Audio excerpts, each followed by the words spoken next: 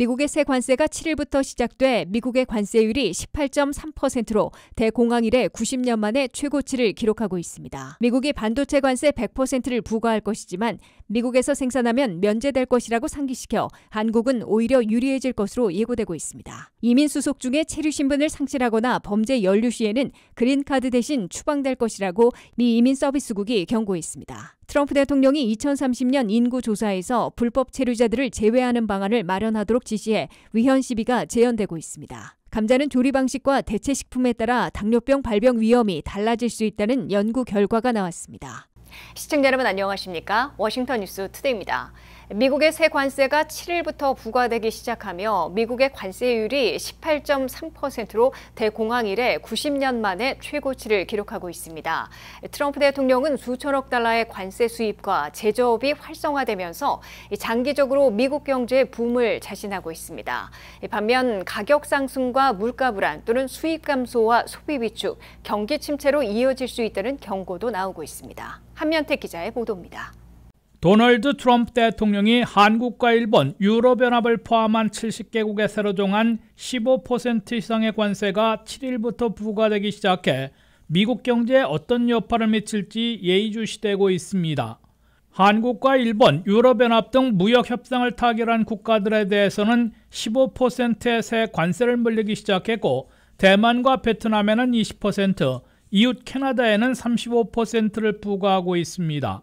심지어 미국의 도전적인 브릭스의 두 주도국으로 러시아산 석유 구입 중단을 일축하고 있는 인도와 전직 대통령 대우를 문제 삼은 브라질의 수입품에는 50%의 관세 폭탄을 투하하고 있습니다. 이로써 미국의 관세율은 2.5%에서 트럼프 취임 6개월 만인 현재 18.3%로 7배 이상 급등했습니다. 특히 미국의 관세율은 1935년 대공황 때의 17%를 넘어서 90년 만에 최고치를 기록하고 있습니다.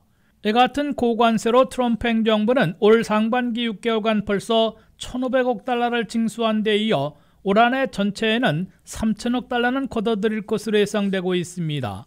그러면 미국민 가구당 최소 600달러씩 2번 또는 1,000달러씩을 부양 체크로 제공하는 데 필요한 2,700억 달러를 손쉽게 확보할 수 있을 것으로 보여 가구당 1,000달러 이상의 관세 배당금이 가능할 것으로 예상되고 있습니다.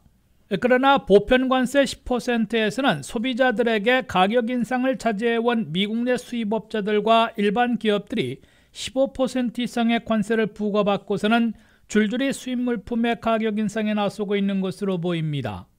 중국산이 대부분인 신발류는 40%, 동남아와 중미산이 많은 의류는 38%나 오를 것으로 예상되고 있습니다. 일본산 자동차, 한국산 자동차와 TV, 유럽산 가전제품의 미국 내 가격도 줄줄이 인상될 것으로 예고되고 있습니다. 연준이 선호하는 PC, 개인 소비 지출 물가가 6월에 벌써 2.7%까지 오른 데 이어 새 관세 부과로 다시 3%를 넘을 것으로 예상되고 있습니다. 예일대 버즐랩은 미국민들은 올 한 해 관세 부과에 따른 가격 인상으로 가구당 2,400달러씩 더 쓰게 될 것으로 내다보고 있습니다. 미국 내 수입업자들이 이미 4월부터 수입을 줄이기 시작해 6월에는 전달보다 128억 달러, 3.7% 줄인 바 있습니다. 관세를 내느니 수입을 줄이려 한다면 미국 내에서 공급 부족, 소비 위축으로 악순환됩니다.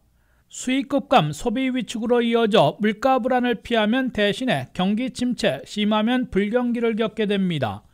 도널드 트럼프 대통령이 밀고 당기기로 관세 무역 정책을 전개해 물가 불안과 경기 침체를 동시에 피할 수 있을지 주목되고 있습니다. WKTV 뉴스 한면택입니다. 도널드 트럼프 대통령이 반도체에 대한 관세를 100% 부과할 것으로 발표했지만 미국에서 생산하면 당연히 면제될 것이라고 상기시켜 한국은 오히려 유리해질 것으로 예고되고 있습니다. 한국의 삼성은 이미 텍사스에 반도체 생산 공장을 가동하고 있고 확장하는 데 450억 달러를 투자하고 있는 데다가 애플이 아이폰 이미지 센서를 삼성에서 생산토록 맡길 것으로 공표해 직격탄을 맞지는 않을 것으로 보입니다. 도널드 트럼프 대통령이 자동차와 철강, 알루미늄, 구리에 이어 곧 반도체와 의약품에도 품목 관세를 부과할 채비를 하고 있습니다. 트럼프 대통령은 시기는 특정하지 않았으나 수입 반도체에는 100%의 관세를 부과하게 될 것으로 발언했습니다. 자동차에 이어 두 번째만이 미국에 수출하고 있는 주력 수출품인 반도체에 100% 관세를 부과받을 경우 한국은 대미 수출에 빨간불이 켜지게 됩니다. 그런데 트럼프 대통령이 반도체 관세 100%를 부과하더라도 한국이 직격탄을 맞지 않는 것은 물론 오히려 유리해질 것이란 분석이 나오고 있습니다. 트럼프 대통령은 미국에서 생산하는 것은 물론 생산시설 건설 투자를 약속만 하더라도 반도체 100% 관세를 물지 않게 된다고 상기시켰습니다. 더욱이 애플의 팀 쿡 CEO는 트럼프 대통령과 1,000억 달러 추가 투자를 공동 발표하면서 아이폰의 이미지 센서를 삼성이 텍사스 공장에서 만들어내도록 계약을 맺었음을 밝혔습니다. 삼성은 이미 텍사스 어스틴에 2개의 반도체 생산 공장을 운영하고 있으며 텍사스 테일러에 새로운 제조 공장을 세워 확장하는 작업에 돌입해 있습니다. 삼성은 1995년 이래 180억 달러를 투자했고 앞으로도 450억 달러를 추가 투자하기로 공표해 놓고 있습니다. SK 하이닉스도 엔비디아에 메모리 칩을 제공하고 있으며 미국 내 시설에 40억 달러를 투자하기로 지난해 공개 약속해 놓고 있습니다. 트럼프 대통령이 반도체 관세 100%를 부과하더라도 삼성과 SK 하이닉스가 미국 내 공장에서 생산해내는 반도체에 대해선 관세를 물지 않고 미국 최대 기업들에게 안정적으로 공급해주는 기회까지 이미 확보한 것으로 해석되고 있습니다. 한국 정부는 트럼프 대통령이 한미 간 관세 무역 협상을 타결하며 반도체 관세에서 한국에는 최애국 대우를 해주기로 약속했다고 공개한 바 있는데 그 약속대로 한국 반도체는 오히려 기회가 될 것으로 기대되고 있습니다. 파운드리 업계의 공룡인 대만의 TSMC도 애리조나 피닉스에 650억 달러를 투자하는 등 1,650억 달러를 미국에 투자해 생산시설을 확충하고 있어 한국보다 더 큰 혜택을 받게 될 것으로 예상되고 있습니다. 이민 수속 중에 체류 신분을 상실하거나 범죄 연루 시에는 그린카드 대신 추방될 것이라고 이민 서비스국이 경고했습니다. 이에 따라 합법 영주권 수속자들과 TPS 임시 보호 신분자, 다카 드리머 등이 수속 도중에 불법적 요소들이 발견될 경우 이민 신청을 기각당하는 동시에 추방 절차에 넘겨질 위험이 있을 것으로 경고되고 있습니다. 한면태 기자가 보도합니다. 트럼프 행정부의 이민 서비스국 USCIS가 8월 1일부터 새 지침을 공표하고 합법 이민 영주권 수속자들에게 경고장을 보냈습니다. 이민 서비스국은 새 지침에서 이민 페티션 청원서부터 영주권 신청서에 이르는 합법 이민 수속 과정에서 자격을 상실할 경우 그린카드 대신에 추방에 넘겨질 수 있다고 경고하고 있습니다. 특히 합법 이민을 수속하는 과정에서 비자 체류 신분을 상실하거나 범죄에 연루됐을 경우 신분보호 프로그램이 종료되는 경우는 그린카드를 기각당하는 동시에 추방 절차에 넘겨질 것이라고 이민서비스국은 경고했습니다. 이민서비스국의 새 지침은 현재 기류 중인 청원서나 영주권 신청서 그리고 8월 1일부터 제출하는 이민 신청서들에 모두 적용됩니다. 새 이민 서비스국 지침에 따라 위험해지는 이민 수속자들은 결혼 이민이나 가족 초청으로 가족 이민 페티션 I-1305 제출했는데 장기간의 대기 기간 중에 신청 자격을 상실하는 경우들이 우선 해당될 것으로 보입니다. 당초 결혼만 진정으로 했으면 이민 수속 중 이혼 또는 사별을 해도 결혼 영주권 신청이 유지됐으나 앞으로는 까다로워지고 기각당할 위험이 높아질 것으로 우려되고 있습니다. 미국에 들어와 이민 신청서를 제출하고 수속하고 있는 경우 합법 체류 비자를 유지하고 있어야 하는데 체류 기간을 넘겼거나 비자 전환 간 간격이 생겼던 것으로 드러나면 영주권 대신 추방에 직면하게 될 것으로 경고되고 있습니다. 특히 미국 내 이민 신분 조정 신청서인 일명 영주권 신청서 I-485를 제출한 후부터는 유학 비용이 드는 학생 비자를 포기하기 쉬운데 영주권을 기각당했을 때 합법 체류 비자가 없어 곧바로 추방되는 위험에 빠집니다.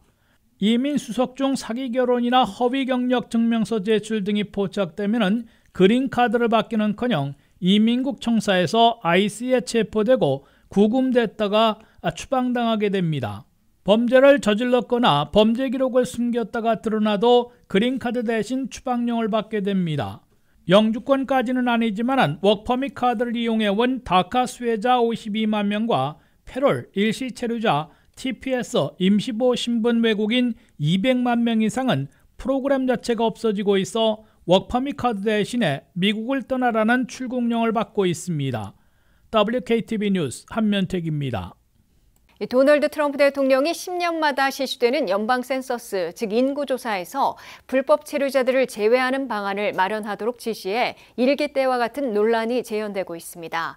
사상 처음으로 불법 체류자들을 인구조사에서 제외할 경우 연방 하원 의석수와 대통령 선거인단, 각주 연방 지원금 등에 상당한 여파를 미칠 수 있다는 겁니다. 도널드 트럼프 대통령이 다음번 인구조사인 2030 연방 센서스에서는 불법 체류자들을 제외하는 방안을 준비하라고 센서스와 상급 부서인 연방 상무부에 지시했습니다.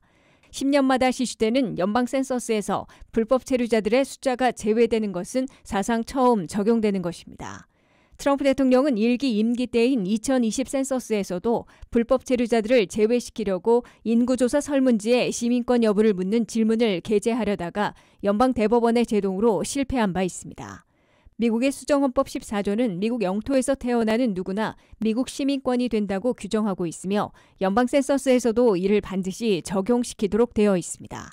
트럼프 대통령이 2030 센서스에서 불법 체류자들을 제외하는 방안을 마련하도록 지시하자 다시 위헌 시비가 시작되고 있습니다.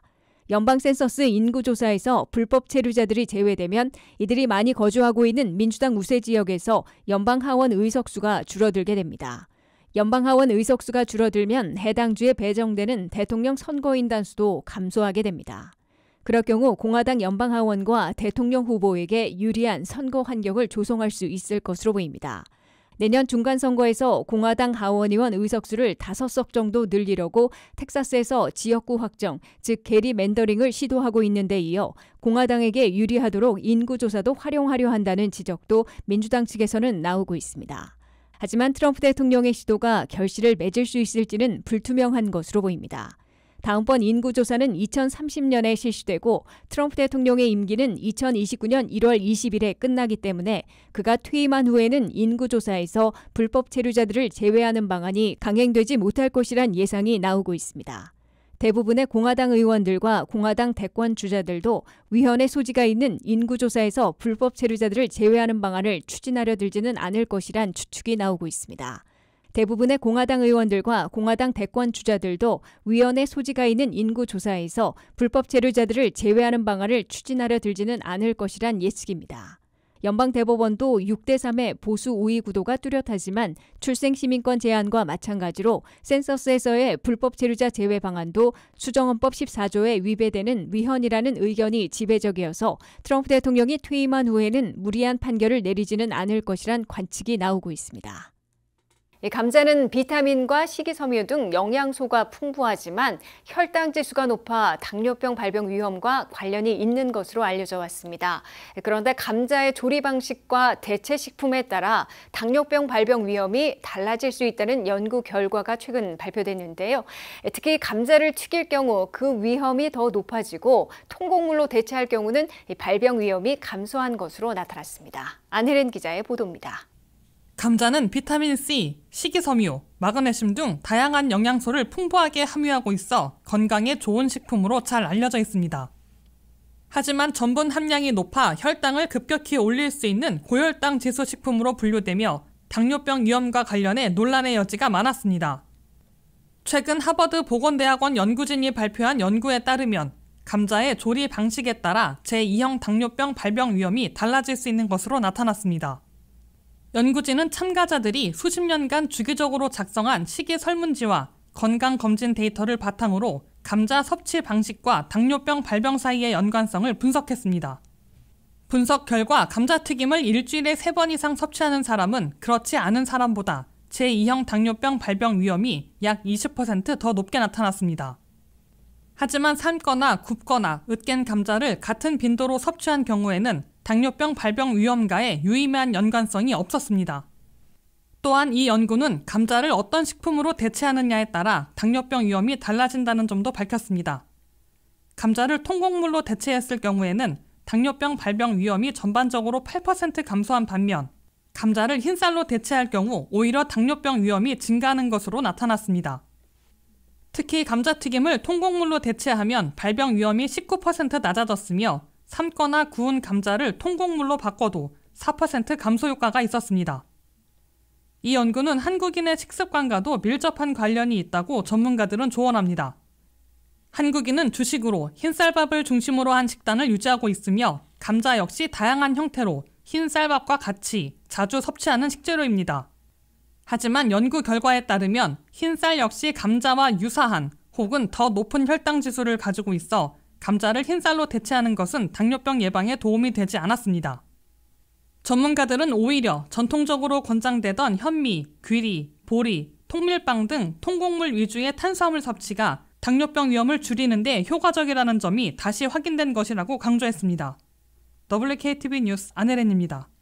이상으로 워싱턴 뉴스투데이를 마치겠습니다. 시청해주신 여러분 고맙습니다.